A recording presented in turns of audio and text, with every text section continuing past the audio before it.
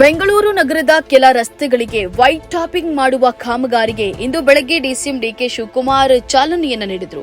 ಸದಾಶಿವನಗರದ Bhashyam circle ಬಳಿ ಕಾಮಗಾರಿಗೆ ಚಾಲನೆಯನ್ನು ನೀಡಲಾಯಿತು.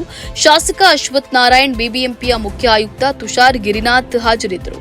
ಇದೇ ವೇಳೆ ಚಾಲಾಕಿ ಕಳ್ಳನೊಬ್ಬ ಡಿಕೆ ಶಿವಕುಮಾರ್ ಶೂ ಕಳವಾದ ಘಟನೆಯೂ ನಡೆಯಿತು.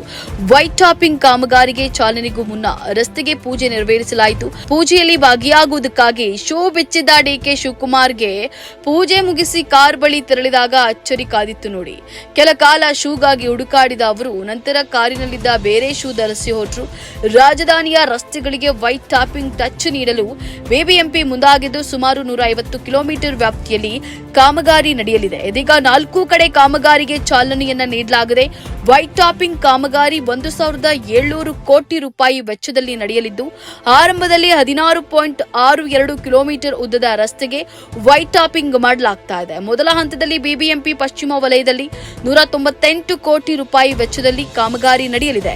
ಬ್ರ್ಯಾಂಡ್ ಬೆಂಗಳೂರು ಸುಗಮ ಸಂಚಾರ ಬೆಂಗಳೂರು ಅಡಿ ವೈಟ್ ಟಾಪಿಂಗ್ ಕಾಮಗಾರಿ ಯೋಜನೆಗೆ ಹಮ್ಮಿಕೊಳ್ಳಲಾಗಿದ್ದು ಮಹಾಲಕ್ಷ್ಮೀಪುರ, ಮಲ್ಲೇಶ್ವರಂ, ಗಾಂಧಿನಗರ, ಚಾಮರಾಜಪೇಟೆ ಮಕ್ಕಳ ಕೂಟದಲ್ಲಿ ಚಾಲನೆಯನ್ನ ನೀಡಲಾಗಿದೆ.